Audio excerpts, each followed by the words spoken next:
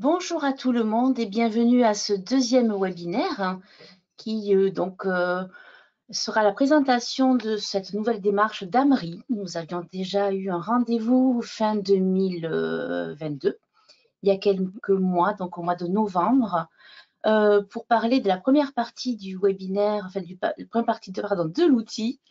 Et nous avons donc aujourd'hui la chance d'accueillir l'équipe active qui développe avec toute sa matière grise et ses jolis petits doigts ce nouvel outil pour nous présenter la suite avec les chapitres 2 à 8. Donc pour cela, nous avons 1h30 devant nous, un petit peu plus de temps que la dernière fois. Et tout simplement parce qu'on veut aussi faire un petit retour sur ce premier chapitre dont on a parlé, parce qu'entre-temps, vous avez pu vous inscrire, vous avez pu commencer à vous connecter et je dirais, à rentrer vos données, à rentrer dans la démarche. Donc, je vais me présenter. Je suis Rachel Dutré, je suis cadre de santé donc au CEPIAS Nouvelle-Aquitaine. Et je suis avec l'équipe Mathis qui est en coulisses, la mission nationale Mathis pour tout ce qui est logistique. Et je distribuerai la parole. Également, je prendrai vos questions. Avec Isabelle Rousseau, que vous ne voyez pas, mais qui vous entend, qui peut même nous parler, qui a un petit souci de caméra. Bonjour Isabelle, donc qui est cadre supérieur au CEPIAS Bourgogne-Franche-Comté et qui va prendre avec moi donc vos questions au fur et à mesure. Et puis ensuite, nous aurons également l'occasion après la présentation, de voir toutes ces questions, mais aussi nous aurons l'occasion de faire une foire aux questions que nous compléterons. Et puis nous avons avec nous également Marlène Fèvre, donc Marlène qui développe tout l'outil et à qui vous pourrez poser vos questions sur ce bel outil. Et puis nous avons Fatima Rachidi-Berjani, donc qui est notre grande pilote. Toute la matière grise de cet outil vient d'elle, de son groupe de travail. Et donc nous allons laisser la parole à Fatima, que nous remercions une nouvelle fois pour toute cette présentation et tout ce travail. À toi Fatima, merci. Merci à toi, Rachel. Donc, bonjour à toutes et tous. Nous nous retrouvons après le 24 novembre où nous avons eu le plaisir de partager avec vous le premier chapitre, le chapitre socle inaugural de cette démarche d'Amri. Donc aujourd'hui, on va vous présenter, on va faire un focus sur le chapitre 2. Qui finalement, la démarche, en tout cas la méthode de s'auto-évaluer sur les chapitres 2 à 8 est la même. Mais aujourd'hui, nous allons faire le focus sur le chapitre 2, qui sera mis aussi à votre disposition dans les prochains jours. Il n'est pas à disposition aujourd'hui, mais il le sera dès le 1er février s'il n'y a pas d'incident de parcours. Donc voilà, donc un petit peu le contexte, je vais passer rapidement, peut-être simplement pour ceux qui n'avaient pas été présents le 24 novembre dernier. Bien évidemment, tout ce travail, il est autour d'un contexte national, historique, puisqu'on est à bientôt 11 ans de cette démarche d'analyse du risque infectieux qui était opposable aux EMS que sont les EHPAD, MAS et femmes. Donc cette démarche, elle a été pérennisée par le Propias en juin 2015, et élargie à d'autres établissements médico-sociaux du secteur du handicap en particulier par l'instruction de juin 2016. Pour ce faire, les établissements du secteur personnes âgées disposaient d'un outil, l'outil du greffe, et ceux du secteur personnes handicapées avaient un deuxième outil pour mener cette auto-évaluation. Donc, le contexte de notre outil. Donc, pourquoi un outil V2? C'est que simplement les demandes ont émané du terrain, à la fois des EMS, mais aussi des équipes d'hygiène mobile qui les accompagnaient dans cette démarche-là. L'initiative portée en Bourgogne-Franche-Comté a rassemblé autour d'elle donc plusieurs CEPIAS et plusieurs EMH pour essayer de mener à bien ce travail, et puis bien évidemment en y intégrant les prérequis du Propias et aujourd'hui ceux de la stratégie 2022-2025. Donc l'objectif de notre démarche, c'est quand même de mettre à disposition un outil plutôt unique qui peut être utilisable par tout type d'établissement qui serait impliqué dans la démarche, un outil ergonomique, évolutif, dématérialisé, comme vous avez pu le voir, ceux qui se sont déjà inscrits pour le chapitre 1, et qu'on soit du secteur du handicap ou du secteur personnes âgées. Donc voilà, un seul outil pour tous. Bon, la méthode, je ne reviens pas dessus. Voilà, on est un groupe pluridisciplinaire, plurisépias, pluri-hygiéniste, et on a été accompagné dans ce travail-là par l'Eureka Bourgogne-Franche-Comté. Donc, je ne recontextualise pas. Nous nous sommes réunis en présentiel, en visio, en tout cas avec la parenthèse de l'année 2020, mais on a essayé de continuer et de finaliser en tout cas notre projet. Alors, certes, peut-être au début, on a bien ressenti finalement que notre projet était ambitieux parce qu'on voulait finalement intégrer le risque infectieux vraiment à cette culture d'évaluation de la qualité, de la gestion des risques dans les EMS. Et puis surtout, notre ambition, c'était celle de pouvoir offrir aux établissements de cartographier le risque infectieux. Donc, une démarche qui était déjà inscrite dès 2012, mais qui était au final peu ou pas réalisée.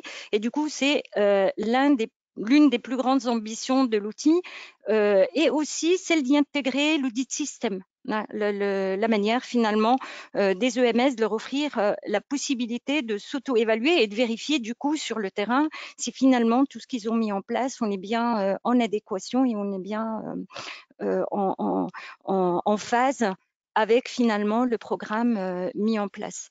Et puis voilà, ça reste toujours une analyse collective, tout comme le Darien, hein, et pluriprofessionnelle, et puis surtout transversale. Alors, le résultat, donc le 24 novembre dernier, on vous a fait un focus sur le premier chapitre, hein, puisque c'est un outil qui est constitué de 8 chapitres. Aujourd'hui, on fait un focus sur le chapitre 2 qui nous sert de base en fait de présentation de la philosophie et de la manière finalement d'appréhender et de s'auto-évaluer avec les autres chapitres. Le principe sera le même du 2 au 8. Donc, sachant que, mais ça je crois qu'on l'avait déjà dit le 24 novembre, que ces chapitres de 2 à 8, tous les chapitres sont indépendants les uns des autres. Donc, en fonction des besoins ou en fonction finalement du type d'établissement, on peut s'atteler à l'un ou l'autre. Mais bon, aujourd'hui, on va présenter le chapitre 2, mais qui servira d'exemple pour les autres lorsqu'ils seront mis à disposition. On est toujours, alors on n'est plus sur une évaluation binaire, on est sur une cartographie des risques. Par contre, tout comme pour le chapitre 1, chacun des critères évalués est doté d'une pondération. On va attribuer une pondération à chacun des critères en fonction, finalement, si le critère, est-ce qu'il est attendu de manière réglementaire ou c'est une recommandation, ce qui permettra un petit peu d'affiner et en tout cas d'avoir un résultat le plus proche possible de ce qui est mis en place dans l'établissement.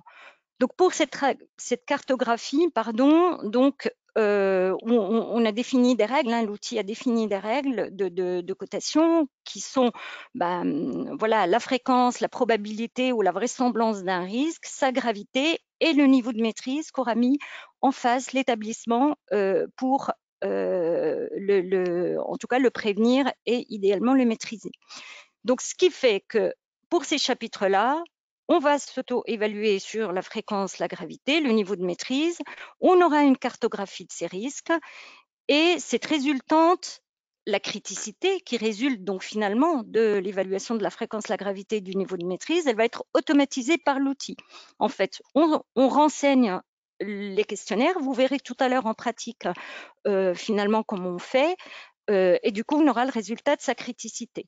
On aura un résultat tout comme pour le chapitre 1, mais c'est différent, hein, puisque le chapitre 1, c'est vraiment du binaire. Donc là, on aura des résultats pour le chapitre en entier et des résultats par thématique, ce qui permet quand même de travailler de manière plus ciblée et ça permet surtout de hiérarchiser son plan d'action. Et puis, pour ces chapitres-là, il y a également un module optionnel qui est celui de l'audit système qui est proposé par chapitre. Alors, ce chapitre 2, il est constitué de 8 thématiques et 122 critères, voilà, qui vont balayer différents types d'infections, l'infection urinaire, les infections cutanées, les abords veineux, les injections, les risques infectieux liés aux soins respiratoires, liés aux soins digestifs, le traitement des dispositifs médicaux et la vaccination des résidents et des professionnels. Donc voilà, donc en pratique, je vous ai fait sur le diaporama quelques copies d'écran, donc qui expliquent vraiment juste simplement un petit peu introductif, mais après on ira sur l'outil et là ce sera beaucoup plus parlant et après ce sera beaucoup plus aidant pour répondre aussi à vos questions. Donc en pratique, pour ces chapitres-là, et là en particulier le chapitre soins, on va déjà s'interroger, l'outil interroge déjà l'établissement s'il est concerné ou pas concerné par ce risque infectieux. Donc, s'il n'est pas concerné, il va passer à la thématique suivante. Donc, il n'aura rien, vous voyez. Donc, il aura un écran vide, il n'aura rien à faire. Il passera à la thématique suivante. Si par contre, il est concerné et qu'il saisit oui, là, voilà, c'est parti pour se cartographier et s'auto-évaluer. Donc, il aura cet exemple. Donc, j'ai pris l'exemple de l'infection urinaire. Donc là, du coup, quand il répond oui, s'il est bien concerné par le risque infectieux, il va pouvoir, dans un deuxième temps, donc s'évaluer sur la fréquence et la gravité. Donc, il va se coter, il y a 5 possibilités, hein, il va se coter du niveau impossible, improbable, non, jamais, jusqu'à très probable et risque très certain. Alors, la fréquence ou la vraisemblance ou l'occurrence, il va pouvoir s'appuyer. Alors, en plus, il y a ici, donc je vous les montrerai sur l'outil, hein, les petits points d'interrogation qui sont aidants, hein, un petit guide pour aider finalement comment on fait pour coter la fréquence. C'est simplement, il peut s'appuyer sur des données de surveillance s'il en dispose, s'il a opéré des surveillances, donc il peut s'appuyer sur des choses quantitatives ou bien qualitatives. C'est simplement, voilà, est-ce qu'il a déjà rencontré le risque? Est-ce qu'il l'a déjà vu dans son établissement, dans d'autres établissements? Est-ce qu'au regard de son organisation, ce risque, il est très probable, même s'il n'est jamais survenu? Donc voilà. Donc, il peut s'appuyer sur différents éléments. La gravité, idem, il y a 5 niveaux. Hein, ça va de conséquences mineures à des conséquences très graves, en passant par effectivement des conséquences à préjudice temporaire, conséquences avec impact, conséquences graves, avec toujours ici le petit point d'interrogation qui va vous expliquer, qui donne une petite explication texte de manière à aider l'établissement à finalement ce côté ici pour la fréquence et la gravité. Une fois qu'il a fait ça, il passe à la 3e étape qui est celle de l'évaluation de son niveau de maîtrise. Et là, c'est un petit peu le même principe, sauf qu'on n'est pas dans du binaire, c'est exactement la même chose que le chapitre 1. On a différents critères sur lesquels l'établissement il est interrogé. Donc, là par contre, en termes de réponse, il va répondre en fonction du programme, de la procédure, de l'organisation ou des moyens qu'il a mis en place pour prévenir ou maîtriser ce risque-là. Est-ce qu'il a un programme? Est-ce qu'il n'a rien? En fait, il n'a pas, par exemple ici, on interroge l'établissement s'il dispose d'une procédure de prévention des infections urinaires. Donc, s'il n'en a pas, il va coter qu'il est absent. Par contre, il va regarder, est-ce que sa procédure, elle est complète? Elle n'est pas complète. Donc, si elle est incomplète, il va coter incomplète. Est-ce qu'elle est complète, mais du coup, elle date, elle est relativement ancienne ou elle est plus adaptée à l'établissement ou à la population ou autre, ou qu'elle n'a pas été évaluée? Donc voilà, ou bien il est tout bon, il est tout bien. De la même manière, chaque critère, comme je vous l'ai dit tout à l'heure, il bénéficie d'une pondération. C'est ce qui va permettre vraiment d'affiner le niveau de maîtrise globale pour le chapitre et pour la thématique relative au risque qui est évalué. Donc, l'outil, que va-t-il faire? Il va voilà, il va nous donner un résultat de criticité qui émane de la fréquence, la gravité et du niveau de maîtrise. Ainsi, donc, au terme de cette auto-évaluation, l'établissement va disposer en fait de 2 résultats, l'affichage de 2 résultats. La criticité qui tient compte du niveau de maîtrise, mais qui tient surtout compte de la fréquence, la gravité et du niveau de maîtrise. Et là, il aura un résultat qui est en feu tricolore, hein, donc c'est soit rouge, soit orange, soit vert. Ça va lui donner la visibilité sur le niveau d'acceptabilité du risque. Est-ce que ce risque, il est extrêmement critique, moyennement critique ou pas critique? Ce qui fait, c'est aussi un moyen de vigilance de l'établissement. Et il aura à côté le niveau de maîtrise du risque, tous les moyens, toutes les mesures barrières qu'il a mis en place, toutes les organisations. Et là, on est sur le même mode que le chapitre 1 en 4 couleurs. On est soit rouge, orange, jaune ou vert. Donc, en pratique, ça peut… Alors, une copie d'écran virtuelle, hein, donc en fait, c'est vraiment juste pour vous expliquer un petit peu ce que ça donne. Donc là, pour le résultat du chapitre, il va avoir, donc pour son chapitre soins, il aura, voilà, une criticité en vert, un niveau de maîtrise en orange. Et ça, c'est la résultante de la criticité et du niveau de maîtrise de toutes les thématiques, des 8 thématiques qui composent le chapitre 8. Ce qui fait qu'il aura vraiment cette double vision, c'est vraiment ce tableau de pilotage qui est à la fois sur le niveau de maîtrise, à la fois sur la criticité. Si on n'avait que la criticité, elle est en vert, ça ne veut pas dire qu'on va dormir sur ses lauriers. Ça veut dire qu'au niveau des plans d'action, on n'est pas encore super bon. On est à 48%, on est en orange, donc il va falloir travailler son plan d'action d'amélioration.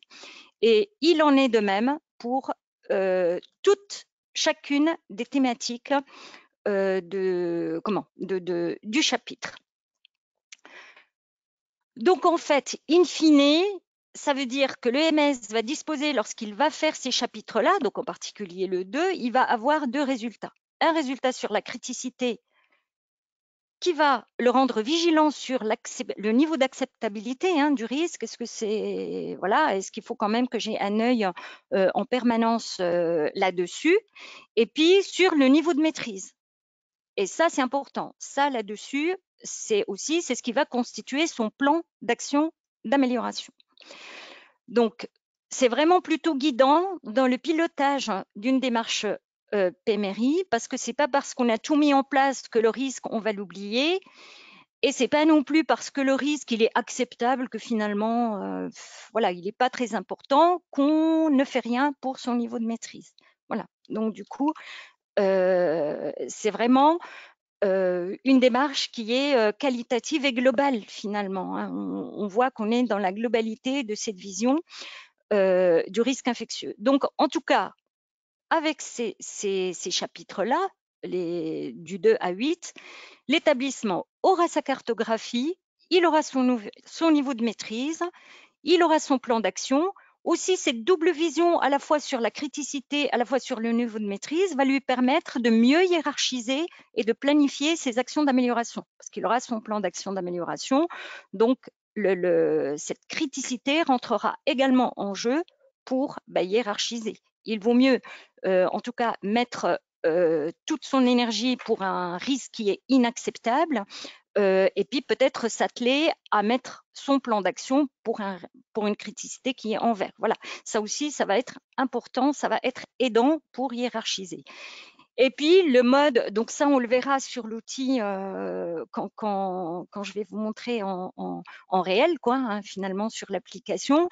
Il aura aussi la possibilité de tous ces résultats-là, que ce soit le plan d'action ou les résultats, il va pouvoir les télécharger soit en format PDF, soit en fichier Excel. Il va pouvoir communiquer justement sur cette démarche d'AMRI avec chacun des chapitres. Il nous semble en tout cas avec cet esprit-là que c'est une démarche qui est articulable et articulée avec la démarche d'auto-évaluation de la Haute Autorité de Santé. Elle contribue bien évidemment à en tout cas c'est l'objectif, hein, c'est de contribuer à la sécurité des soins en SMS. L'outil fait tout son possible pour rendre autonome l'établissement, bien que effectivement jusque-là avec Marlène on a eu pas mal de sollicitations par rapport, mais plus sur le volet inscription hein, pour le moment. Donc voilà, en tout cas l'établissement, une fois qu'il est inscrit puis qu'il va entamer son auto-évaluation, il aura la possibilité, ça ne veut pas dire qu'il aura la possibilité d'être autonome en termes de saisie de questions, mais l'accompagnement pour cette démarche-là, pour cette damerie, bien évidemment qu'elle est essentielle. Voilà, l'outil, on l'a pensé adapté à la singularité de chaque EMS, parce que du coup, pour le moment, voilà, il est utilisable par tout type d'établissement, avec ou sans hébergement, secteur personnes âgées, secteur handicapé, etc. Et puis un outil sécurisé avec l'accès qui est limité sur la base d'un enregistrement. Je pense que bon nombre parmi vous ont testé la sécurité de l'outil. Ils ne pouvaient pas s'inscrire si jamais il y avait effectivement des erreurs dans le finesse juridique ou géographique. Ça, plusieurs ont pu confirmer que c'était relativement sécurisé pour s'y inscrire. Un petit mot avant que je passe sur l'application, sur le rétro-planning de cet outil, parce que voilà, donc normalement le 1er février, le chapitre 2 qu'on vous présente aujourd'hui, les chapitres 3, 4, 5, donc environnement, restauration, linge le 15 mai, et le 1er septembre, la suite des chapitres avec le 6, le 7 et le 8, de manière à ce qu'on puisse avoir en particulier le chapitre 8 sur la gestion des épidémies avant l'arrivée voilà, des pathogènes de l'hiver. Voilà, donc en tout cas, merci pour votre attention. Donc, ce que je fais, alors du coup, alors je vais essayer de partager mon écran. Alors attendez. Donc je voulais aller sur l'application. Après, en attendant, s'il y a peut-être des questions, Rachel. Oui, tout à fait. Il y a des questions qui arrivent. N'hésitez pas à Ouais, poser oui. vos questions dans la partie chat. Et Isabelle, justement, la première question qui pourrait être posée. Oui, Rachel, la première question concerne les modalités d'inscription avec les numéros finesse. Donc, normalement, vous devez toujours avoir un finesse établissement et un finesse juridique. On a vraiment une question singulière pour un EHPAD qui n'aurait pas une entité indépendante. Donc là, pour l'instant, ça a été peu le cas pour nous. Donc moi, ce que je vous propose, c'est de vous rapprocher de nous si vous avez vraiment une problématique singulière. Marlène, je ne sais pas si tu peux répondre un petit peu plus largement, mais normalement, vous devez vraiment avoir dans vos codes, et en tout cas la possibilité de retrouver sur la base finesse des EMS vos 2 codes juridiques et géographiques. Donc Marlène, je ne sais pas si tu peux… Ouais, je vais préciser un petit peu parce que j'ai beaucoup de mails et de sollicitations à ce sujet. Donc oui, chacun a un code finesse juridique et géographique. Il faut bien vérifier que les 2 correspondent pour pouvoir s'inscrire. Si les 2 ne correspondent pas, ça passera pas. Souvent, vous inversez code juridique et code géographique. Donc, si ça passe pas, essayez d'inverser juste les 2. Ça peut passer. Et vraiment, en dernier recours, oui, vous pouvez me contacter pour me dire que vous avez un souci et moi, je vérifierai. Ça arrive aussi qu'on n'ait pas les bonnes associations, nous. Ça arrive moins souvent que les questions qu'on a, mais oui, vous pouvez me contacter si jamais ça fonctionne pas en dernier recours. Alors peut-être pour compléter, Marlène, c'est que souvent on a eu quand même des questions au début où certaines personnes ne savaient pas où trouver les codes finesse. Donc ce qu'il faut savoir, c'est que ici on a rajouté, voilà, effectivement des petits pas pour vous aider, c'est que les codes finesse sont forcément dans vos documents, dans vos arrêtés d'autorisation d'exercice. Chaque établissement a son arrêté d'exercice qui est un document valable pour 15 ans. Et là-dessus, c'est là où vous avez vraiment vos codes finesse juridiques et géographiques. Peut-être aussi une petite précision par rapport… Alors, on peut très bien avoir un code juridique qui soit le même pour un groupement d'établissements. Par exemple, pour une direction commune, on a 3 établissements.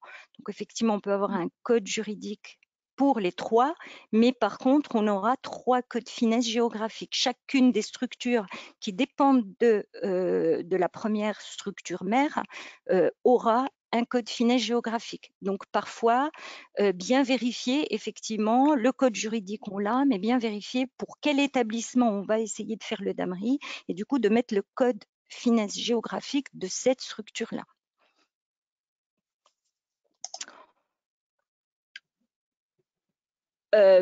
Est-ce que, oui, dis-nous, est-ce qu'il faut refaire par rapport à l'inscription? Je ne sais pas s'il faut refaire un petit topo ou non. Hein. Il n'y a pas d'autres questions pour l'instant sur l'inscription. Je pense que c'est vraiment cette partie, je dirais, finesse qui était, encore à questionner. Et là, tu as fait la démo et puis vous avez fait la démo aussi que c'était une sécurisation en fait, véritablement de l'accès à l'outil. Tout le monde, du coup, ne pourra pas rentrer oui, parce comme ça. Il y a beaucoup de monde aussi qui nous demandent, qui nous disent que c'est trop lourd, mais il faut pour le sécuriser parce que sinon, n'importe qui peut s'inscrire.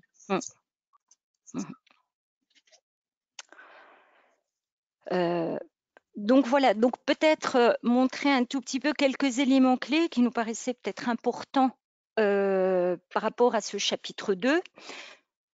Puisque du coup, la philosophie étant un tout petit peu différente du chapitre 1, donc voilà ce chapitre soins. Donc là, on retrouve nos 8 thématiques. Donc j'en ai laissé une vierge pour illustrer ce que je vous ai dit sur le diaporama. Donc, pardon, je reviens là-dessus. Donc voilà, donc j'ai déjà commencé un petit peu à le renseigner. Donc tant qu'il n'est pas finalisé, c'est exactement la même chose que le chapitre 1. Donc j'ai ma petite roue qui me dit que mon évaluation, elle est en cours. Et puis quand on voit, ben, finalement, j'ai tout fait, il me reste que celle-ci à faire. Alors j'ai gardé celle-là pour ne pas être trop long parce qu'il y a 3 critères à évaluer, donc ça va aller très vite. Donc voilà, donc je vais m'auto-évaluer sur cette thématique-là. Et du coup, comme je vous disais tout à l'heure, donc si je réponds non, eh ben, ma foi, il ne se passe rien. Donc, du coup, je vais aller à la thématique suivante. Par contre, si je réponds oui, eh ben là, du coup, il me propose d'abord, dans un deuxième temps, donc premier temps, c'est ça. Deuxième temps, eh ben, je m'auto-évalue sur la fréquence, où là, effectivement, j'ai une petite aide mémoire hein, qui va me dire, bah, je me cote comment, très peu probable, peu probable, très probable. Ben, finalement, donc voilà, les infections relatives aux injections, bah, j'en ai peut-être pas tous les jours, on va dire, allez, une fois par mois. Donc je vais mettre peu probable. Hop. Ah, voilà, pardon, hein, c'est ma souris qui est un petit peu en fin de vie. Donc voilà, donc j'ai coté ma fréquence. Ensuite, ma gravité, bah voilà, je viens ici, j'ai une petite aide mémoire, donc voilà, donc lié aux injections, risque mineur, conséquences à préjudice temporaire, on va dire, allez, c'est comme ça. Donc je vais coter ici jusqu'à très grave, invalidité permanente, décès, etc. Je vais un peu vite pour quand même laisser la place plus aux questions à préjudice temporaire. Donc voilà, donc une fois que j'ai coté ma fréquence, ma gravité, eh ben, j'ai mon questionnaire sur l'évaluation du niveau de maîtrise qui apparaît. Et là, donc, j'ai tous mes critères. Alors, exactement la même chose que pour le chapitre 1. Donc, en fait, je peux avoir un petit mémo qui me donne aussi un petit peu l'explication texte, hein, un guide de remplissage. Donc finalement, voilà, je ne vous lis pas tout, mais en tout cas, voilà, on a la possibilité donc d'avoir le petit guide de remplissage quand ça nous semblait nécessaire. Et puis là, ben, finalement, on me demande si l'établissement dispose d'une procédure pour les injections. Bon, on va dire oui, j'en ai une, mais elle est ancienne, elle est peut-être à actualiser. Je fais vraiment juste au hasard. Elle intègre la prévention des infections locales. Bah, on va mettre partout qu'elle est en fait à actualiser, évaluer. Je l'ai, mais... Et donc là, je peux aller voir. Alors, je peux soit exporter au format PDF mon questionnaire. Donc, on peut tester quand même. J'espère que ça va marcher. Mon outil est très lent. Parce qu'on avait souvent aussi cette question, y compris pour le chapitre 1, si finalement oui, voilà. Si finalement on peut exporter et imprimer, bon, il va de l'autre côté. On va essayer. Oh. Alors, bah, attendez, hop.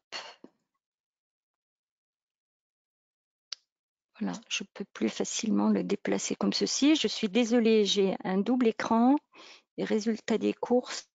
Voilà. Donc, ça me donne ça. Voilà. Donc, en fait, je peux télécharger tout le questionnaire relatif au chapitre soins. Soit je passe à la thématique suivante si je suis en train d'en faire plusieurs, soit je veux déjà voir mes résultats. Donc là, vous voyez. Donc comme il me manquait que celle-ci, donc finalement, mon chapitre soins, j'ai fait les autres sans vous, mais donc du coup, voilà. Donc j'ai mon résultat final avec, bon, comme je vous ai dit, hein, c'est du pifomètre, donc je pense que dans la vraie vie, la criticité ne sera certainement pas en vert, mais en tout cas, pour vous montrer ce que l'outil est en capacité d'offrir à l'établissement simplement de manière visuelle. Donc, j'ai une criticité pour ce chapitre-là qui est en vert, donc somme toute sur des risques acceptables, et puis un niveau de maîtrise qui est en jaune. Donc, je suis quand même pas encore au top. On a exactement la même déclinaison pour chacune finalement des thématiques, sachant qu'ici, on a le petit ascenseur qui va bien avec nos couleurs. Et puis ici, par exemple, l'infection urinaire, c'est une criticité. Donc, je ne vais pas prendre celle-ci. Donc, on voit bien, je dois travailler quand même, mais le niveau du risque est acceptable. Par contre, par exemple, pour les infections urinaires, je suis en orange en termes de criticité, mais je suis quand même pas trop mal. De la même manière, pour les abords veineux sous-cutanés, j'ai une criticité en orange, mais j'ai un niveau de maîtrise qui est plutôt bon, je suis en vert. Mais donc ce double affichage, c'est là où il y a l'intérêt, c'est que du coup, même si je suis plutôt bonne, je suis pas encore à 100%, mais je suis en vert, ça n'empêche que je suis sur un critique qui est quand même sur un risque, pardon, qui est quand même suffisamment critique pour que je le garde dans le viseur. Et que du coup, il faut que je sois vigilante. Et ça veut dire que pour les abords veineux sous-cutanés, je ne peux pas dormir sur mes lauriers en me disant j'ai déjà tout mis. Donc déjà, il faut arriver à 100%. Mais même si j'étais à 100%, je resterais quand même toujours un peu vigilante si ma criticité restait en orange. Donc voilà, ça c'est pour le double affichage. Donc ici, c'est exactement la même chose que pour le chapitre 1. Donc par exemple, je vais aller voir mon plan d'action d'amélioration. Donc pour les infections urinaires, il est toujours aussi classé avec sur le même type de raisonnement, hein, organisation, procédure, technique. Et ici, en fait, ça n'est plus action à réaliser ou pas à réaliser. Eh ben, j'ai la possibilité, en fonction de ce que j'ai répondu dans mon questionnaire, j'ai ici la recommandation du plan d'action à mettre en place. Par exemple, pour ce critère-là, je vous le dis parce que, en fait, ça peut être un peu chronophage de passer d'une feuille à l'autre, mais là, par exemple, j'avais simplement ce critère-là, il devait être à actualiser et à évaluer. Donc, il était écrit, mais à actualiser ou à évaluer. Donc, l'action que j'ai à faire, c'est de le compléter. Et le compléter, c'est par l'actualisation et l'évaluation. Donc, lorsque c'est fait, je vais cliquer sur complet. Et du coup, ce critère-là, cette action-là, elle va disparaître de mon listing et elle va aller corriger directement mon questionnaire en me mettant que ce critère-là, il est complet. Celui-ci, par exemple, il était incomplet. Donc, l'action que je dois mettre en place, c'est le compléter. Et ensuite, il me restera à l'actualiser et à le compléter. Donc, imaginons que c'est fait, je l'ai actualisé, je l'ai évalué. Donc, je vais cliquer sur actualiser, évaluer, ça va corriger le questionnaire, mais il me restera quand même à le compléter. Et une fois que j'aurai complété et que je clique, il disparaîtra de toute façon de mon listing. Et là, par exemple, je n'ai pas du tout de programme. Là, j'ai rien du tout. Donc, si j'ai commencé à écrire quelque chose qui n'est pas complète, je viens ici et je clique sur incomplet. C'est-à-dire que j'ai un peu avancé. d'absent, je suis passée à incomplet. Par la suite, lorsque je compléterai, ça veut dire il me restera voilà, à actualiser et à évaluer. Et puis une fois que j'ai fait également cette action à actualiser et évaluer, il me restera simplement à compléter. Et quand j'aurai tout fait, eh ben, il disparaîtra de mon plan d'action. De la même manière, mon plan d'action d'amélioration, je peux l'exporter au format PDF. Ouais, il s'ouvre à nouveau de l'autre côté. Donc voilà, donc ça, j'ai mon plan d'action, d'amélioration. Donc pour les infections urinaires, je peux l'afficher pour chacun des critères. Donc ce qui va me permettre d'avoir sous les yeux un peu ce que j'ai à faire. Mais ce qui est aussi un petit peu la cerise sur le gâteau, c'est que je peux l'exporter en fichier Excel. Et ça va me permettre peut-être de l'intégrer à d'autres fichiers d'actions d'amélioration, à d'autres fichiers d'évaluation autres, évaluation qualité, évaluation gestion des risques, et que du coup, je peux les intégrer. Et je peux aussi y intégrer, vous allez voir s'il veut bien s'ouvrir. Voilà, donc ça, c'est mon plan d'action d'amélioration, donc sous format Excel, ce qui va me permettre, moi, dans ma structure, éventuellement, d'y rajouter. Je peux aussi l'alimenter par rapport, par exemple, à la planification de tout ça, le timing, le rétro-planning. Quand est-ce qu'on va mettre en place cette action, qui l'a fait, qui, quoi, quand, comment. Donc voilà, je peux travailler en dehors de l'application sur mon fichier Excel.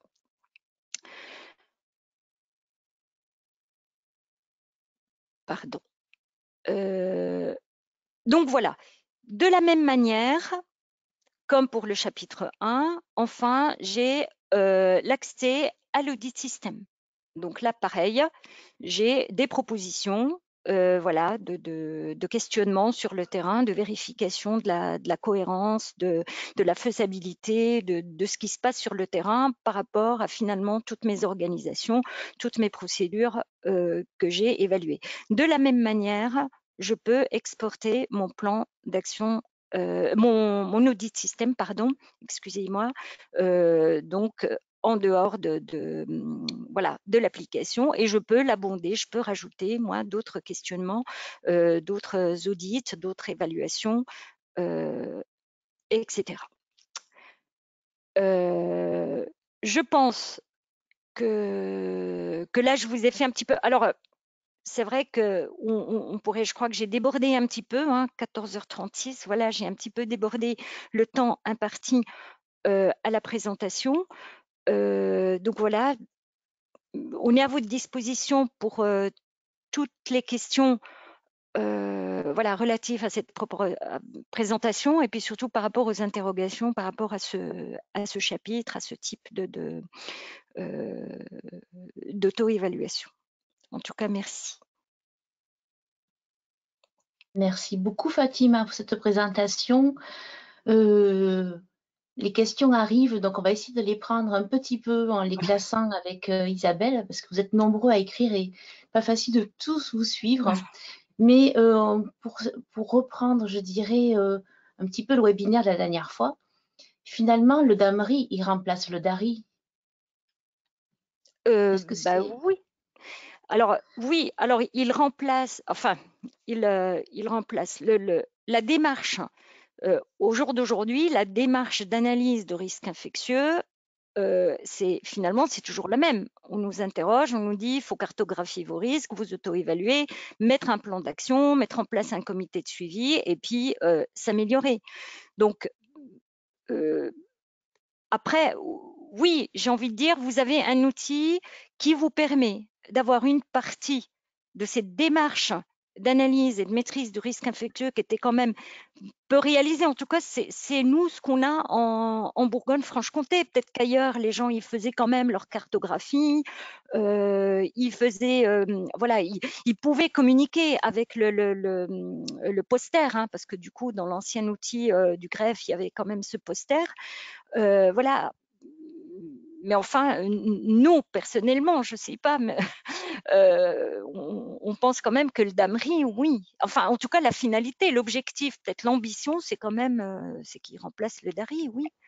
Parce qu'avec le même outil, on peut avoir une démarche beaucoup plus globale et qui tend vers la qualité et la gestion des risques, hein, qui est quand même, il est un trait d'union avec la démarche HAS, la démarche d'évaluation HAS, et qui permet finalement qu'on est dans un continuum et puis qu'on est dans une cohérence de travail vis-à-vis du risque infectieux comme vis-à-vis des autres risques que l'on pourrait avoir dans les EMS. Donc, je dirais, pour résumer, que c'est une démarche enrichie, Ouais. en fait. Voilà, exactement. Avec un outil, je dirais, web, tout à fait, je dirais, qui permet aussi un suivi en continu pour répondre à d'autres questions. L'inscription, est-ce qu'elle est gratuite? On avait déjà répondu, je crois, la dernière fois, ouais. Oui, tout est gratuit, en fait. C'est vraiment le CPS Bourgogne-Franche-Comté qui a développé tout ça pour nous, pour vous tous. Ben oui. Du coup, Rachel, je vais peut-être revenir simplement très rapidement pour faire le lien avec cette question, parce que du coup, la réponse est liée. C'est que ici, je pense que personne n'y va beaucoup. On a ébauché une foire aux questions.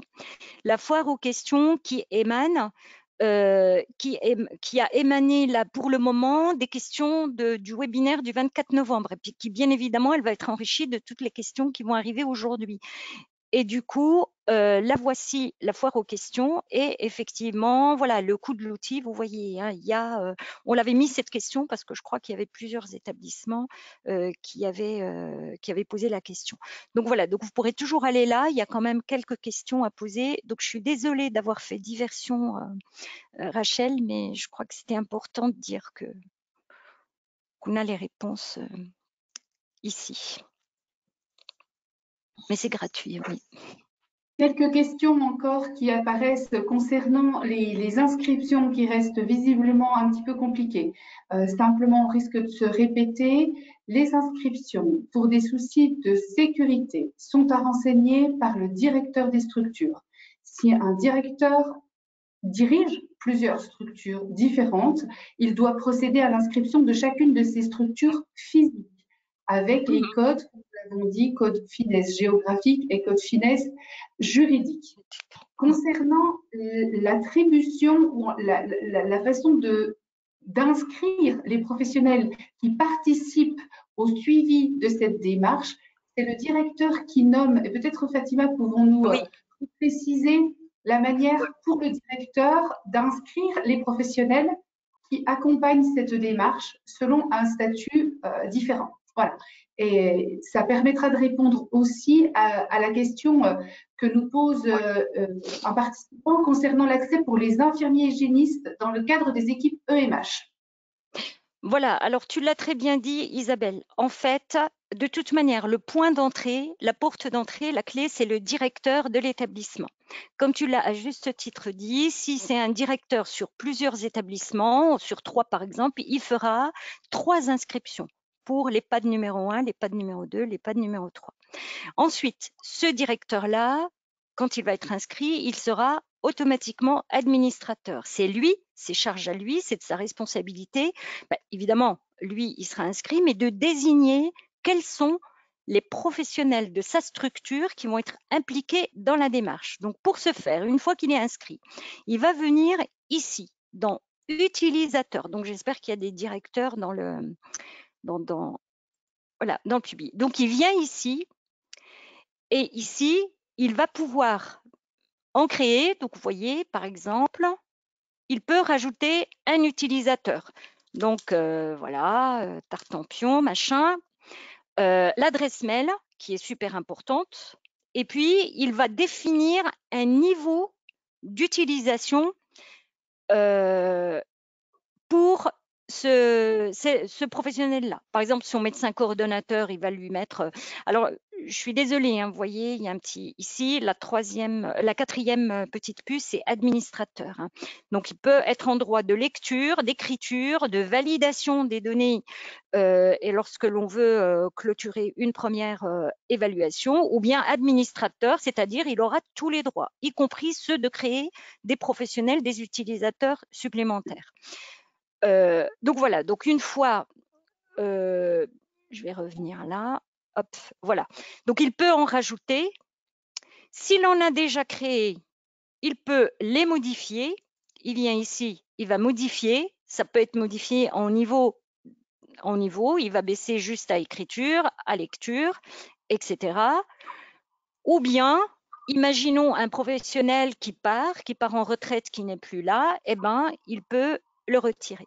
Donc, je crois que, et pour revenir plus précisément aux EMH, donc, effectivement, c'est le directeur qui inscrit son établissement. Ça, c'est indissociable. C'est le sine qua non. Et ensuite, le directeur, c'est lui qui va inscrire comme utilisateur de l'outil d'Amri dans sa structure une EMH. Une ou plusieurs, hein. Peut-être qu'il y a 2 IDE et autres. Il va inscrire le professionnel qu'il a envie. En sachant qu'effectivement, voilà, il y a le médecin co, il y a l'IDEC, il peut y avoir d'autres chefs de service dans la structure, etc. Donc ça, il peut en créer autant qu'il veut. Et le niveau, c'est à lui de définir les niveaux, sachant que le niveau administrateur, il vaut mieux qu'il soit limité à un petit nombre de personnes, parce qu'à partir du moment où il va créer des administrateurs, ils pourront se reproduire autant de fois voilà, qu'ils veulent. Donc voilà, donc les EMH. Alors je sais qu'on a eu des questions où du coup les directeurs demandaient, ou les EMH plutôt qui demandaient, parce que c'est les directeurs qui leur demandaient de les inscrire. En fait, le DAMRI reste une démarche institutionnelle, la responsabilité médico-légale qui revient au directeur. Donc c'est vraiment celui qui inscrit, qui ouvre la porte, c'est le directeur, et après, bon, il inscrit qui il veut, sachant que ne pas inscrire une EMH qui l'accompagne pour faire ce travail-là, c'est juste pas possible, hein, au cas où. À l'inverse, à contrario, ça paraît quand même compliqué. Et une EMH, c'est indissociable du DAMRI, quoi. Merci, Fatima. Merci beaucoup, oui. Pour rester à l'inscription, Fatima, finalement, une fois qu'on est inscrit, donc on va sur la page du CPIAS Bourgogne-Franche-Comté, sur le site du CPIAS Bourgogne-Franche-Comté, on trouve votre page, on va sur DAMRI, on va s'inscrire, on fait l'inscription, on reçoit des codes, c'est ça qui se passe? Oui, voilà. Donc, une fois que, voilà, je reviens, voilà. Une fois que le directeur s'est inscrit, il va choisir son mot de passe, il va envoyer, il va faire valider, puisque du coup, si le code finesse est juste, si géographique, juridique, si le numéro de téléphone, l'adresse, tout est bon, il va recevoir un mail qu'il devra valider pour confirmer son inscription. Par contre, c'est là où peut-être, tu vois Marlène, et peut-être tu compléteras, on s'est aperçu que parfois ça peut être soit ce mail, il faudra faire gaffe, il peut arriver dans vos spams ou dans vos courriers indésirables. Et puis l'autre problématique aussi qu'on a déjà eue, c'est les établissements qui ont des messageries archi sécurisées, archi blindées, et que du coup, à partir du moment où un mail arrive de l'extérieur de l'établissement, il est automatiquement rejeté. Donc peut-être aussi voir de ce côté-là. Et une fois qu'on a reçu ce mail, qu'on a confirmé son inscription, eh ben, on retourne, on s'inscrit, donc on va sur notre site, on va sur l'application d'Amri, on met son mot de passe, on met son mail, on met le mot de passe qu'on a choisi au début, sachant qu'on a la possibilité d'aller le modifier pour ceux qui n'ont pas confiance, sachant que on n'a pas forcément de visibilité sur le mot de passe. Et ils peuvent aller modifier leur compte, quoi. Hein, ils vont sur leur compte et ils peuvent modifier. Voilà, par exemple, le mot de passe. Le mot de passe qui a été fourni au départ. Au départ. Voilà. Il est conseillé de le modifier. De le modifier. Juste une petite précision, le mail de validation, il est envoyé au directeur et non à l'établissement. Parce que quand vous vous inscrivez, vous précisez 2 adresses email. L'adresse email de l'établissement et l'adresse email du directeur. Le mail de validation, il est envoyé au directeur, pas à l'établissement. On nous interroge également sur la façon de communiquer avec les directeurs. En fait, un mail générique a été envoyé à l'ensemble des structures. Vous pouvez tout à fait être relais de cette présentation, d'inviter les directeurs peut-être à visionner la page web du CPS Bourgogne-Franche-Comté, puisque effectivement l'inscription passera obligatoirement par lui, comme on vient de l'expliquer. Vraiment, il y a beaucoup de questions sur ce sujet. Il faut vraiment ne pas hésiter de partager l'information, mais effectivement, ce sera la porte d'entrée. Peut-être Fatima aussi, pour changer un petit peu du sujet des inscriptions et des droits d'accès, des questions autour du plan d'action et de la vision globale en fin de saisie. Est-ce que peut-être il est possible de re-questionner ou en tout cas remontrer une synthèse peut-être pour que les gens puissent peut-être visualiser l'aspect de la synthèse? Tout à fait, voilà. Donc là, du coup, mon chapitre 2, il est renseigné en totalité. Donc, j'ai la possibilité d'aller sur les plans d'action thématique par thématique, mais j'ai aussi la possibilité d'avoir mon plan d'action pour tout le chapitre soins. Donc là, effectivement, j'ai vraiment tout ce que j'ai à faire. Vous voyez, c'est donc ça et ça, c'est. On peut préciser peut-être qu'il y a une aide également sur le plan réglementaire et sur le plan des recommandations, hein, ce qui apparaît en rouge et ce qui apparaît en gris. Voilà, c'est vraiment exactement comme le chapitre 1. Et c'est pour ça que la gymnastique finalement intellectuelle pour ce chapitre 2, parce que va s'y ajouter en plus ce double résultat, ce double visionnage de résultats. Donc vous voyez, on aura déjà dans le plan d'action la hiérarchisation, ce qui est en rouge, c'est réglementaire, donc voilà, forcément, on va le hiérarchiser. Mais ce qui va être intéressant pour l'établissement, c'est de ne jamais quitter finalement des yeux aussi. Ah zut, pardon, excusez-moi. Ah, pourquoi voilà, ça y est. En fait, il faut faire un petit peu l'articulation entre la hiérarchisation de ce qui est réglementaire, parce que ça, voilà, c'est réglementaire, on est obligé quand même de s'y atteler rapidement, mais en même temps et de manière parallèle, finalement, c'est mener deux batailles de manière concomitante, c'est aussi de s'atteler à ce niveau de criticité, aux risques qui sont très critiques, qui sont non acceptables. Et c'est un peu cette articulation entre les deux qui fait que finalement, notre plan d'action d'amélioration, le fait de pouvoir l'extraire en fichier Excel peut être intéressant là du coup.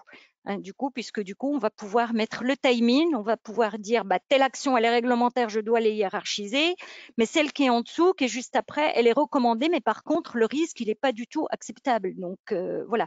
Donc, on met un peu sur un niveau quasi équivalent l'acceptabilité du risque et le volet donc réglementaire. Et tu as raison de me rappeler. Donc voilà. On a quelques questions également sur la temporalité d'entrée dans la démarche. Est-ce que l'on doit attendre la disponibilité de tous les chapitres? Est-ce que l'on peut démarrer déjà la saisie? J'ai envie de dire, en termes de temporalité, le chapitre 1 est à votre disposition. En fait, on n'est pas du tout, et là du coup, tu vois, ça rejoint la question de Rachel tout à l'heure. Le DAMRI remplace, enfin si on veut utiliser ce terme-là, ou en tout cas peut se substituer aujourd'hui, mais il n'a pas du tout la même philosophie pour les autres chapitres de finalement, c'est une évaluation à un temps donné, un jour donné. Pas du tout. On est vraiment dans la démarche de l'amélioration continue. Autant le chapitre 1, on est un petit peu sur le même esprit, c'est-à-dire, voilà, vous avez le chapitre 1, c'est bien de faire son chapitre 1, on sait où on va, on sait où on en est, on sait dans quelle thématique finalement, dans quel domaine où on est perfectible, on a un plan d'action déjà pour le chapitre 1, et si on commence à travailler notre chapitre 1 en hiérarchisant, du coup, avec le réglementaire, le recommandé, de manière naturelle, on va se retrouver dans les autres chapitres. On prend un exemple. Par exemple, le risque de légionellose pulmonaire. Ça court peut-être pas forcément, ça court pas les rues. On n'a pas une légionellose pulmonaire tous les matins dans des établissements médico-sociaux. Par contre, si on n'est pas bon en termes de programme de PMRI relatif à la légionellose, au risque légionnel. Dans le chapitre 1, on va déjà sortir pas bon, moyen. Donc, on va s'y atteler. Et si on vient se cartographier sur le chapitre 3, qui n'est pas encore disponible, hein, attention, donc on va se dire, du coup, il faut que j'aille travailler mon chapitre 3, les risques infectieux liés à l'environnement. Donc, je vais aller travailler ma légionnelle qui, dans tous les cas, restera super importante parce qu'on y arrive par le biais de la recommandation, mais on va être vigilant et l'œil dessus et nos jumelles toujours dessus parce que c'est un risque, légionellose pulmonaire reste un risque inacceptable. Dans tous les cas, il sortira en inacceptable, surtout si on n'a pas mis de moyen de maîtrise ou à minima, il sortira en risque moyennement acceptable. Donc, en fait, il y a vraiment une cohérence dans l'outil. On va passer du chapitre 1, qui est vraiment un peu le baromètre, hein, c'est la météo finalement d'un établissement par rapport à tout ce qui va s'y passer dans les chapitres d'après, que ce soit soins, restauration, etc.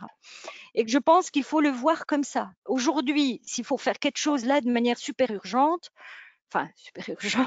c'est le chapitre 1. Et après, les autres, ils vont se décliner de manière naturelle en fonction de notre niveau de performance dans le chapitre 1 et de là où on est perfectible.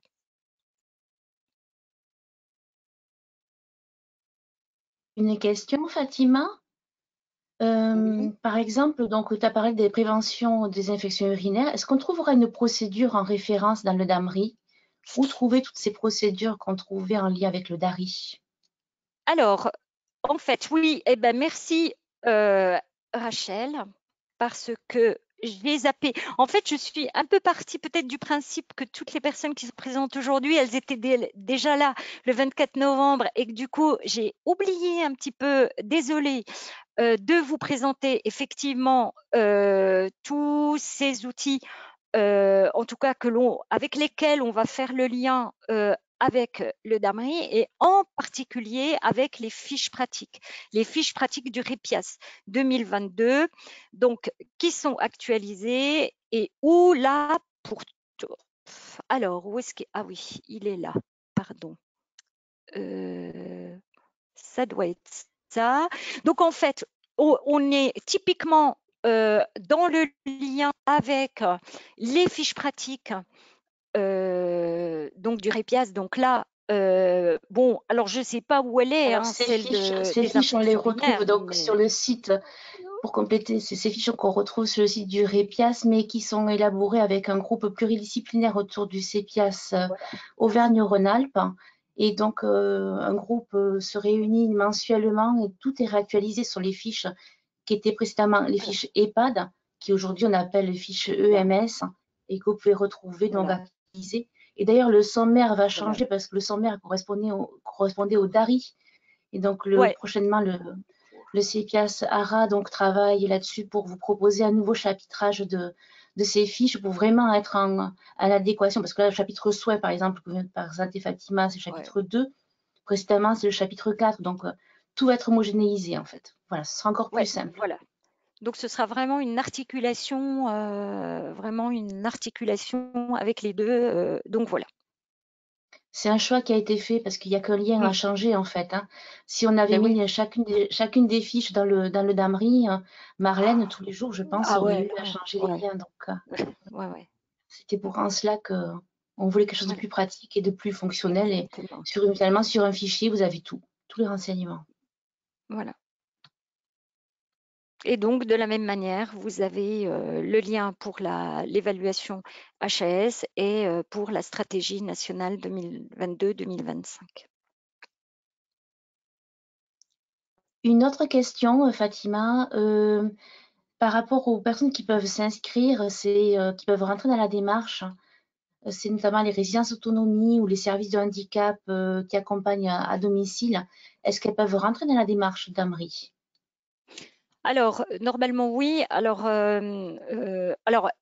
je pense que la démarche d'Amri, donc effectivement, entre la circulaire de mars 2012 et l'instruction de juin 2016, donc on est sur EHPAD, MASFAM et puis IEM et EPEAP sur le secteur du handicap. Mais en même temps, nous, quand on a travaillé, tu vois bien Rachel, hein, depuis le début, hein, depuis l'origine du groupe de travail, on a toujours voulu que ce soit un outil qui puisse un petit peu arroser de manière plus large que le secteur simplement de la personne âgée en hébergement dépendante et de la personne handicapée en hébergement en site médicalisé. Donc, dans l'absolu, y compris ce type d'établissement peuvent très bien rentrer dans la démarche, sachant que par la suite, il va y avoir un travail, donc là, on va essayer de finaliser au mois de février, donc sur finalement, en fonction de la typologie de l'établissement, ils n'auront pas forcément toutes les questions à renseigner. Donc finalement, il y a des questions, on voit par exemple, et même des chapitres, hein, je veux dire le chapitre par exemple restauration, ou le chapitre entretien des locaux, ou le chapitre animation, vie sociale, il balaye très large. Je veux dire, on n'est pas obligé d'être en EHPAD. Donc il va y avoir ce gros travail aussi de dire oui, ils peuvent rentrer dans la démarche. Alors sachant, il me semble, mais que l'évaluation de la qualité et de la sécurité des soins en EMS, elle cible aussi le risque infectieux de manière peut-être un petit peu plus régalienne, j'ai envie de dire, plus générale, mais justement, avoir un programme de maîtrise et de prévention du risque infectieux, et ben finalement, ça englobe, oui, une bonne partie du DAMRI, pour ne pas dire c'est tout le DAMRI. Donc, je pense que la transversalité de l'outil, elle est là et pour tous. Mais effectivement, les circulaires, pour le moment, circulaires et instructions, voilà, il y a un certain type d'établissement, mais il pourra balayer plus large. À partir du moment où on est établissement médico-social, en fait, on aura accès. Voilà. On est concerné, impliqué dans la démarche. Tout Une à autre fait, question, est-ce qu'on pourra avoir un format papier? Est-ce qu'on pourra oui, poser des questions? Ouais, c'est un petit peu ce que j'ai montré. Donc, vous voyez, on peut. Alors, attendez, on va aller dans le questionnaire. On fait quoi? On fait infection urinaire, ce que je vous ai montré tout à l'heure. Donc, en fait, voilà. Donc, on fait l'export. Alors, où est-ce qu'il est, mon export? Ah, le voilà.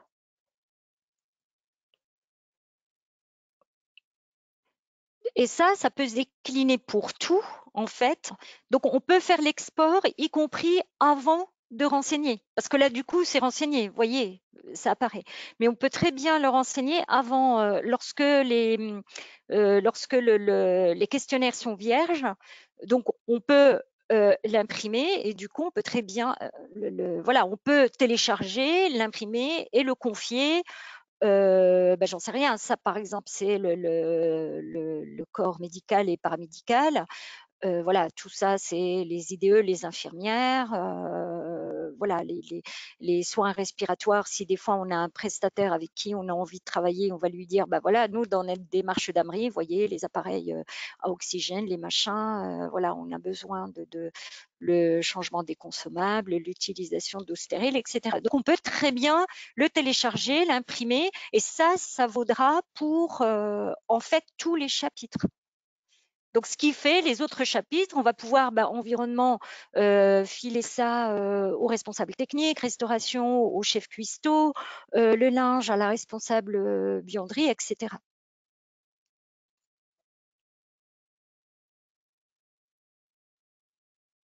Fatima, nous avons également des questions autour du rythme de réalisation des évaluations et une autre question concernant le fait de savoir si le chapitre 1 est suffisant pour rentrer dans la démarche de certification, car des établissements sont concernés rapidement en 2023. Est-ce qu'il est possible de répondre à ces deux questions? Alors, après, sans prétention, on maîtrise pas les choses, nous, par rapport au rythme. Alors, en fait, l'idée et les échanges qu'on a souvent eus avec le docteur Decour, hein, Valentin Decour, qui accompagnait le groupe initialement, c'est aussi de dire c'est un peu à leur rythme. C'est comme ça qu'on l'a réfléchi, parce que finalement, on va pas vous faire peur, on va pas vous dire le nombre exact de tous les critères. Vous voyez, on en avait 84 pour le chapitre 1, 122 le chapitre 2, donc je vous fais grâce des autres. Donc, il y a énormément de critères, énormément de questions qui sont posées à l'établissement. Donc, il est hors de question qu'il faut faire ça tous les ans ou tous les 6 mois. On ne va pas y revenir tous les. Mais l'idée, c'est d'aller là où il y a le besoin, d'aller à notre rythme et finalement d'avoir cette démarche continue. Après, le rythme de 5 ans revient souvent parce que c'était aussi un petit peu ce qu'on faisait pour le DARI historique. C'était à peu près le rythme des auto-évaluations en interne. Donc, c'est finalement de se dire, bah, on reprend les compteurs tous les 5 ans. Mais le souci, c'est que le DARIen, c'était une évaluation de la totalité de l'outil un jour donné. Là, vous voyez bien ce que je vous ai montré tout à l'heure avec le plan d'action. En fait, c'est vraiment du continu. À chaque fois qu'on met une action, on va venir compléter, dire bah, maintenant j'ai actualisé, maintenant j'ai complété, maintenant tout est fait, donc mon programme il est complet. Et j'ai presque envie de dire qu'il faudrait probablement le coller aux évaluations de la certification, au rythme de ces évaluations de la certification, sachant qu'entre chacune, on ne fait pas rien. C'est pour ça que tu vas répondre à un rythme. Moi, voilà, je suis toujours un peu mal à l'aise de dire c'est à tel rythme. En fait, l'outil est fait de manière à ce qu'on y soit. Je dis pas toutes les 5 minutes, hein, c'est pas tous les matins on ouvre son DAMRI, mais en tout cas, on y est de manière plutôt régulière. Le chapitre 1, on a tous trouvé d'ailleurs dans le groupe de travail qu'il pourrait se suffire à lui-même. Parce que comme je vous ai dit tout à l'heure, une fois qu'on a fait le chapitre 1, on sait très bien où on est perfectible. Et de manière naturelle, il va nous emmener vers les autres chapitres, vers là où on est perfectible. Et du coup, on va automatiquement le travailler. Donc, le chapitre 1, il balaye quand même tous les domaines et toutes les thématiques du risque infectieux que l'on pourrait croiser dans un établissement ou un service médico-social. Et à mon avis, complètement humble, hein, moi je ne peux pas me permettre de dire que ça, mais à mon avis, ça peut déjà se suffire à lui-même, puisque du coup, de manière globale et de manière politique et organisation, et ce qui met en place dans un établissement, on balaye déjà tous les champs, il n'y a rien qui manque, si vous voulez. Et après, on rentre dans le détail. En fait, 2 à 8, c'est on rentre dans le vif du sujet. Là, c'est vraiment, voilà, on a la blouse, on a tout ce qu'il faut, et puis là, on va, c'est le terrain, quoi. Donc, je ne sais pas, vous pouvez compléter, hein, les filles. Merci beaucoup, Fatima. Non, mais je pense que c'est extrêmement important, effectivement. L'importance d'entrer dans la démarche avec ce chapitre 1 Ouais. et bien évidemment de pouvoir orienter également l'entrée dans les autres chapitres sur la base aussi de l'évaluation première de ce chapitre 1 qui va aussi vous donner des, comment dirais-je, des priorisations peut-être. Voilà. Hein, on pourrait le dire comme ça. Exactement. On avait une question, enfin deux ou trois questions d'ailleurs, concernant l'intégration du DAMRI dans le logiciel AGVAL, puisque visiblement nombreux d'entre vous peut-être utilisent ce logiciel. Donc en fait, DAMRI n'est pas un outil libre de droit et son contenu ne peut pas être copié, ne peut pas être modifié et ne peut pas être aspiré.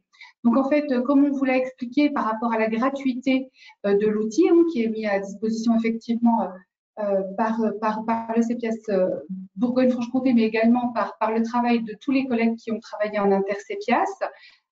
Effectivement, l'outil DAMRI ne déroge pas à cette règle de gratuité et de mise à disposition. Donc, en ce sens, son intégration dans le logiciel AGVAL n'est pas possible. Toutefois, comme vous l'avez compris et Fatima Berjami vous l'a expliqué, il est possible d'extraire les plans d'action et de pouvoir éventuellement les insérer ou les adjoindre à votre évaluation plus globale. Mais il n'y aura pas de fongibilité de l'outil DAMRI dans l'outil AGVAL.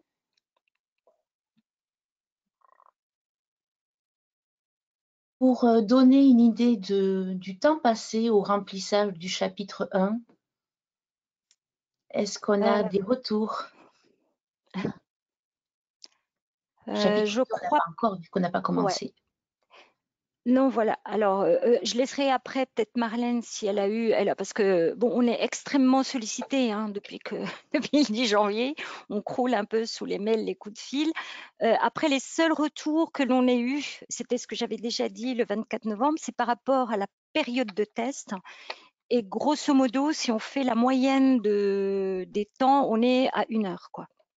1 heure pour le chapitre 1, voilà. Parfois même, parce que c'est entre voilà, une demi-heure et puis 1 heure et demie, grosso modo 1 heure. Mais là, moi, j'avoue que je n'ai pas eu du tout de retour sur le temps parce que du coup, c'était plus le début et l'inscription. Toi, Marlène, je ne sais pas si toi, tu as eu là, depuis le 10 janvier. J'ai pas de retour sur le temps, j'ai plutôt beaucoup de questions. Oui, sur je peux pas m'inscrire, quoi. Ou j'ai pas mon mail. Voilà, mais c'est grosso modo. Alors, si vous voulez, je reste intimement convaincue que plus d'1 heure, ça peut être possible si on est un nouveau directeur, si on ne connaît pas la gestion documentaire dans l'établissement. Parce que l'idée aussi, c'est quand même, tout comme pour le Darien, c'est pas là, par exemple, je ne vais pas vous donner un temps réel parce que j'ai fait du pifomètre, mais l'idée, c'est aussi de répondre avec les éléments de preuve. Qu'est-ce qu'on a voilà, j'ai une procédure, ben voilà, je vais la sortir, je regarde, parce que si vous voulez, par exemple, pour l'infection urinaire, simplement, je vous donne un exemple. Par exemple, celle-ci, l'établissement dispose d'une procédure du sondage urinaire, donc validée, mais on a une dépendance avec plein d'autres points qui font que s'il est tenté de dire bah, elle est juste à actualiser ou elle est complète, en fait ici, on va quand même lui dire que cette procédure, elle doit quand même tenir compte de tous les éléments qui suivent, c'est-à-dire tout cela. Donc, il va vérifier s'il a bien préconisé le système clos, s'il a bien privilégié l'utilisation de sacs stériles anti-reflux, si les modalités de soins quotidiens sont définies, si les modalités de surveillance sont définies et si la réévaluation du maintien quotidien est continue. Donc, en fait, voilà, l'établissement, il va avoir des billes, si vous voulez, pour voilà, finalement, pour répondre à telle ou telle question. Donc, je ne sais pas, est-ce que j'ai répondu à la question, Rachel? Oui, oui, tout à fait. Il y a des gens qui répondent, du coup, pour le chapitre 1, il faut compter 2 heures. 1 heure dans un EHPAD.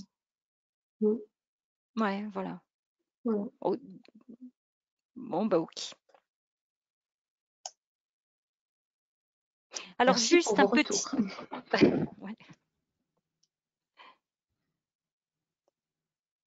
ouais. Du coup, peut-être juste une petite fonctionnalité de l'outil que j'ai oublié de dire, donc je peux remodifier puisque j'ai présenté le reste.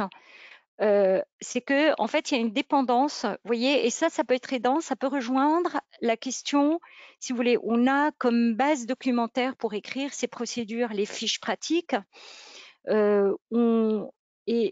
et à l'intérieur de l'outil, il peut y avoir des éléments un tout petit peu aidants que l'on retrouve évidemment aussi dans les fiches pratiques. C'est que par exemple, la procédure de sondage urinaire, si je n'en ai pas, donc on imagine que rien n'est renseigné. Si je marque absent, l'outil, il comprend, il sait que ces 6 éléments-là, 1, 2, 3, 4, 5, ces 5 éléments-là sont dépendants de cette procédure. En fait, ce qui fait ça.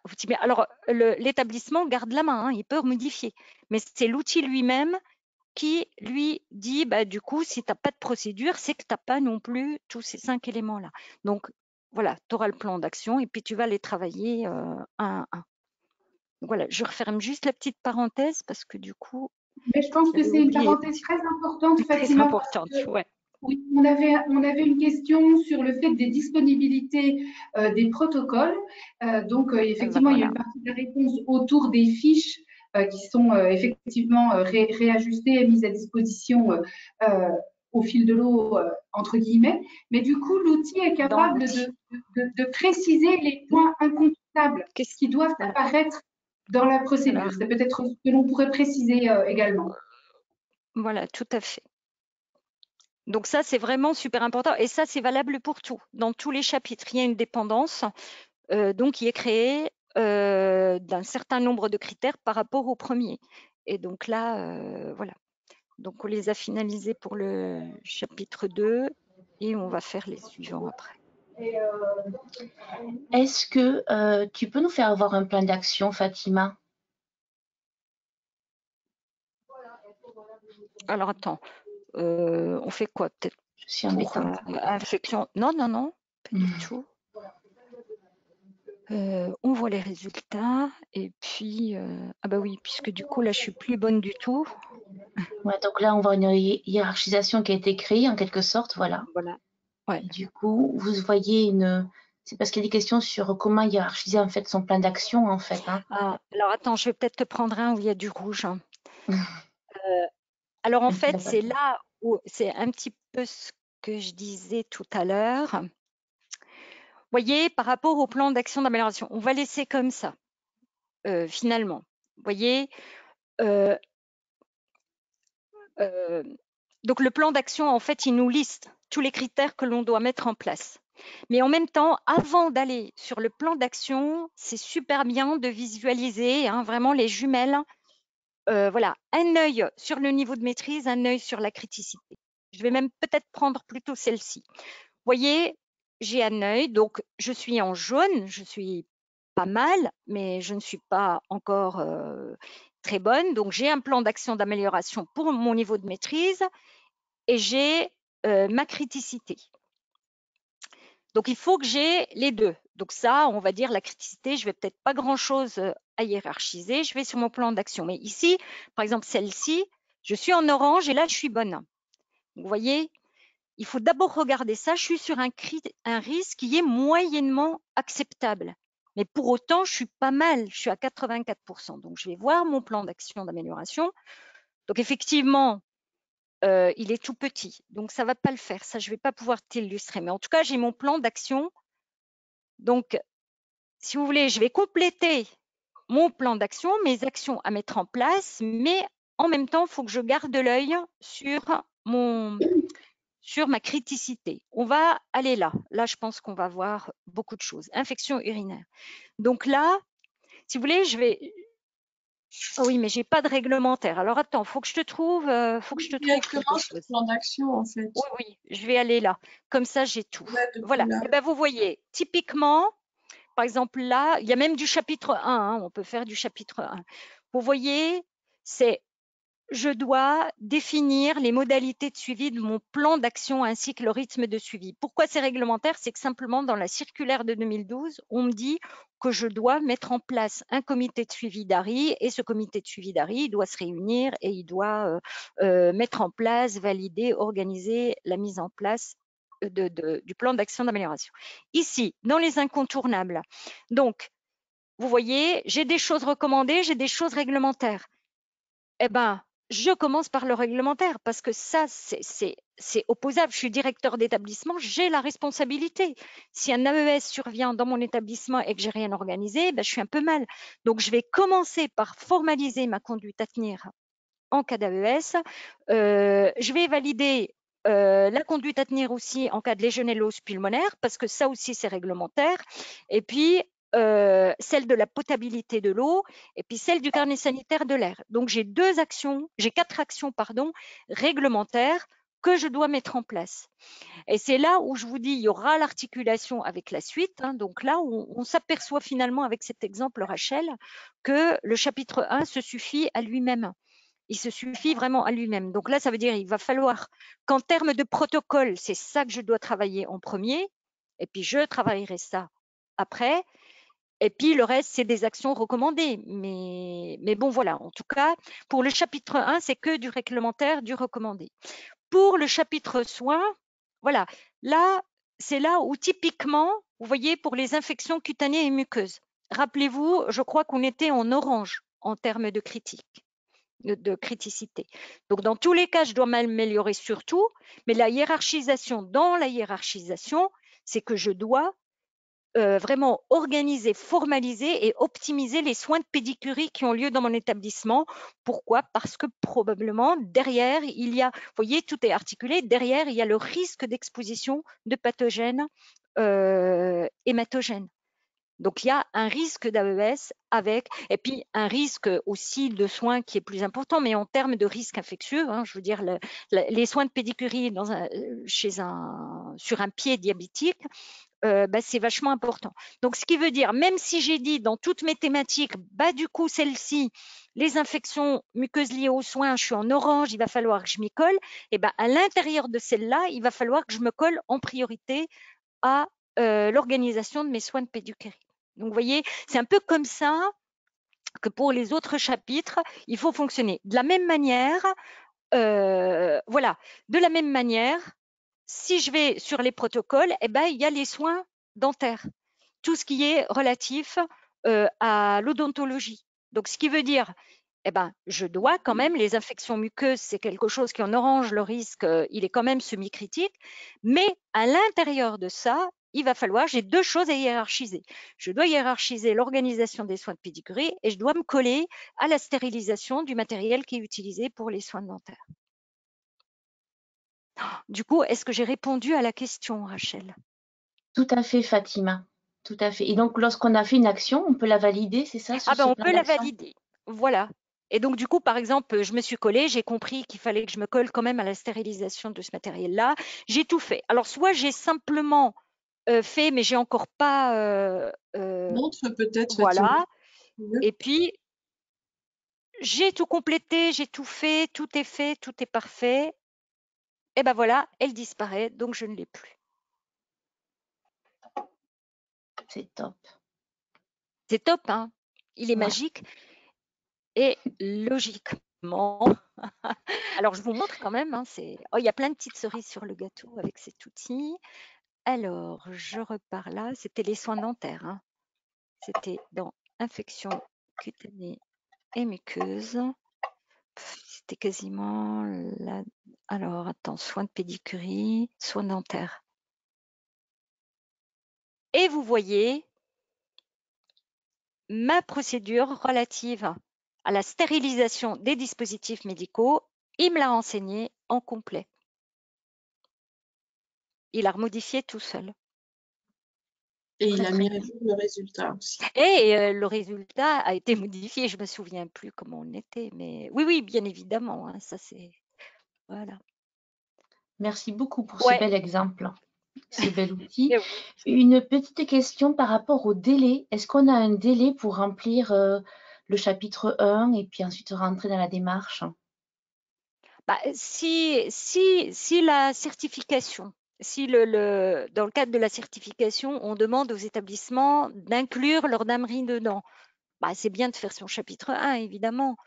S'il y a une demande ARS ou autre, moi j'ai envie de dire c'est vraiment la réponse du praticien, quoi, de la clinicienne, c'est de dire plus vite vous le faites, mieux c'est, parce que ça vous permet du coup justement, faites-le dès que vous pouvez. Hein. Donc d'abord ça permet voilà, d'avoir son résultat rapidement. Après, je trouve que moi, je conseillerais pas forcément demain à 8h30, voilà, on s'y colle, mais de le faire assez rapidement parce que dans le chapitre soins, dans le premier chapitre, il y a quand même des choses qui peuvent être aidantes pour des actions, par exemple les inspections ARS sur le risque légionnel, sur les déchets, sur des tas de choses, ça vous permet. Quand vous faites ça, je vous dis, c'est la météo, c'est vraiment un baromètre par rapport à ce que vous aurez à faire avec les chapitres suivants pour la suite de votre démarche de PMRI. Donc voilà, il n'y a pas enfin, en tout cas, c'est pas nous qui mettons la date butoir de le faire, mais ça va être forcément. Et j'ai envie de dire, l'outil est tellement sympa qu'il faut pas que ce soit forcément le bâton qui motive le fait de s'y mettre rapidement. C'est plus l'envie finalement de s'auto-évaluer puis de mettre en place des actions d'amélioration, parce que le risque infectieux est un risque au même titre que les autres et qu'il est surtout transversal dans tout ce qu'on fait pour les résidents dans des établissements médico-sociaux. À tout moment, on peut les exposer à un risque infectieux, y compris lorsqu'on fait de l'animation. Hein. C'est bien pour ça qu'on a rajouté ce chapitre-là. Pour compléter, Fatima, tout ce que tu as dit et ce qui est également questionné par ailleurs, c'est vraiment pas une enquête en fait. Donc vous avez le temps, c'est vraiment une démarche d'auto-évaluation, c'est pour vous, pour répondre peut-être à un besoin d'auto-évaluation qui va vous être utile, ou votre évaluation HAS ou notre raison en fait. C'est vraiment pas une enquête, c'est vraiment pas un audit, c'est vraiment quelque chose qui est dans pour vous. C'est un outil facile, clé en main, qui va vous permettre d'évoluer tout doucement à votre rythme. Donc c'est vous qui fixez vos délais, votre. Voilà. Il y a beaucoup de personnes qui demandent comment accéder au webinaire du chapitre 1 et au diaporama. Attends. Je crois que tu vas pouvoir conclure là-dessus, Fatima, nous faire voir comment on peut aller sur le webinaire du chapitre 1, comment on peut aller sur l'outil d'Amri, quel est le chemin, parce que finalement, il y a beaucoup de questions qui retournent là-dessus. Je crois qu'il faut que je sorte, il faut que je me déconnecte, non? Oui. Je crois que le plus simple, c'est que tu ailles sur le site. Je pense que c'est plus simple d'aller directement sur la page du CEPIAS du DAM. Voilà. Allez. Okay. Alors, pendant que Fatima revient avec sa manipulation, simplement une question qui était posée par rapport aux mises à jour si des points réglementaires évoluaient. Donc, oui, effectivement, il est possible, Fatima, on peut peut-être rassurer les auditeurs. Ah oui, rassurez-vous, tout à fait. Et d'ailleurs, c'est ce qui a Voilà, tout à fait, Isa. Et c'est ce qui a d'ailleurs motivé le fait, je retourne rapidement, il repart de l'autre côté, peu importe. C'est ce qui a d'ailleurs motivé de ne pas inclure à l'intérieur du questionnaire toutes les références, hein, que ce soit les fiches pratiques ou les textes réglementaires ou autres, on les a toutes virées parce qu'on avait déjà commencé à le faire, on les a virées. Et du coup, c'est ce qui sera vraiment en dessous. Au niveau de l'outil, hein, vous voyez aujourd'hui, donc on a, attendez, présentation, voilà. Donc aujourd'hui, on a le lien des fiches pratiques. Donc vous voyez ce lien-là, il va toujours emmener, on va veiller à ce que du coup, le lien qui redirige sur les fiches pratiques, ce sera toujours la dernière version. De la même manière, si le référentiel de l'évaluation de la certification HAS se modifiait, on l'actualiserait. Et puis en 2025, enfin en 2026, donc du coup, il y aura la future stratégie donc là. Donc effectivement, donc après, effectivement, je l'entends, peut-être que dans 10 ans ou dans 15 ans, il y aura probablement des critères qui ne seront plus peut-être d'actualité ou qui seront à actualiser, à remodifier, à supprimer, à rajouter. Ça, on en a parlé déjà avec Marlène, donc du coup, ce sera voilà, on communiquera, le groupe communiquera à Marlène l'actualisation ou la modification. Voilà, donc ça, c'est un petit peu du service après-vente, quoi.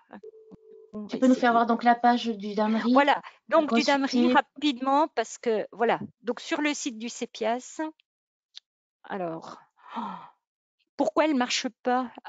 Non, il faut cliquer en bas, accéder aux infos. Même Fatima n'arrive pas à aller dessus.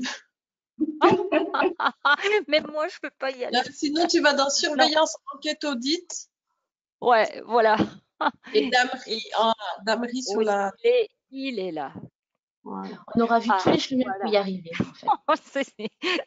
Je suis un peu perturbée, mais bon, voilà. Donc, du coup, voilà. Donc là, on voit le Damery, le webinaire. Donc, c'est celui-ci. Il faudra peut-être qu'on rajoute la date du coup. Mhm. Et Parce après, que du coup, il y aura le deuxième. Voilà. Le replay de celui-ci avec le diaporama. Celui-ci. Voilà. Faut qu'il arrive. Attends, je vais cliquer quand même. Ah oui, mais c'est YouTube. Donc, voilà. Enfin, je vais pas... Voilà. Donc, voilà. Donc, ça marche. Ça marche. Je voulais juste tester. Merci beaucoup pour tous ces échanges, toutes ces questions, cette présentation. Merci à notre voix off, Isabelle Rousseau, donc, que vous n'avez pas vue, mais qui a suivi tout ce webinaire avec nous. C'était avec plaisir. Oh. Ouais. Merci Fatima pour tout ce travail, cette clairvoyance au bénéfice de la prévention de risques infectieux. Merci beaucoup Marlène de nous avoir compris tout ce qu'on voulait. Merci à tous pour votre présence, pour vos retours, pour l'utilisation que vous ferez de cet outil. Je dirais c'est l'outil de demain, l'outil clé en main, et qui va bien nous aider. Et on vous remercie d'être là aussi avec nous pour faire vivre tout cela. Et puis, longue vie au Damery. Oui, oui, oui, tout à fait. Merci à toi, Rachel. Au revoir, merci à tous. Je l'attends aux questions d'ici quelques jours pour avoir la totalité des réponses aux questions auxquelles nous n'aurions peut-être pas pu répondre en direct. Oui, alors juste un petit point, peut-être pas la semaine prochaine, mais celle d'après, parce que Marlène va être en vacances. Oui, voilà. Donc du coup, voilà, ne regardez pas la semaine prochaine, plutôt après. Voilà. Ok, bon, bah merci.